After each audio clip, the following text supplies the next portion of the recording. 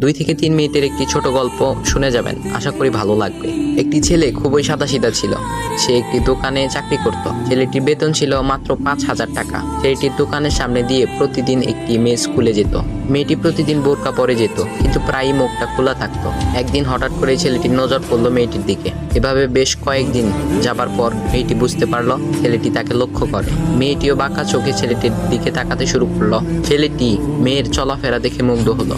আফসোস করতে লাগলো, ইস, যদি আমিও আজ পড়াশোনা করতে পারতাম, তাহলে সাহস করে মেয়েটির সাথে কথা বলতে পারতাম। মেয়েটি বুঝতে পারলো ছেলেটি তাকে ভীষণ পছন্দ করে। তাই একদিন মেয়েটি ছেলেটির দোকানের পাশে দাঁড়িয়ে রইল।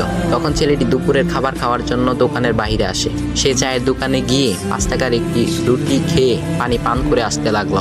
তখন মেয়েটি তার কাছে গেল। তুমি ভাত খেলে না, রুটি দিয়ে পেট ভরবে?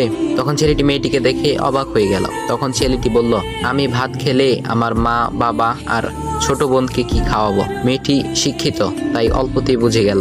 সে হাত ধরে বলতে লাগলো, তাহলে তুমি যে আমাকে পছন্দ করো, আমাকে কি খাওয়াবে? তখন ছেলেটি বলল, আমি তো তোমাকে আপন করে পাওয়ার জন্য দেখি না, কারণ সে যোগ্যতা আমার নেই। তবে এটা সত্যি যে তোমাকে দেখলে আমার খুব ভালো লাগে, তাই দেখি।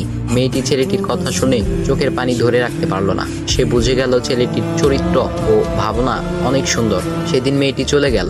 বাসায় গিয়ে রাত্রিবেলা মেয়েটি অসুস্থ হয়ে পড়লো। পরে তাকে ডাক্তারের কাছে নিয়ে আসা হলো।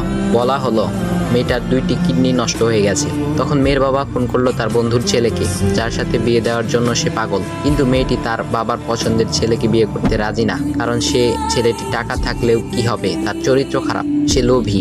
এদিকে মেয়েটির কোনো লোভ ছিল না। যাই হোক, হবু জামাই আসার পর তাকে সব খুলে বলল, তোমার থেকে একটি কিডনি খুলে আমার মেয়েকে দাও। তুমি তো বলছো আমার মেয়েকে তুমি অনেক ভালোবাসো, তাকে পেলে তুমি ভালো হয়ে যাবে, তাহলে আজ পরীক্ষা দাও। তখন ছেলেটি বলল, আমি আপনার রোগা মেয়েকে বিয়ে করতে পারবো না, আমার কি সুস্থ মেয়ের অভাব নাকি? এ বলে সে চলে গেল। বাবা তখন কেঁদে কেঁদে মেয়ের কাছে সব খুলে বলল।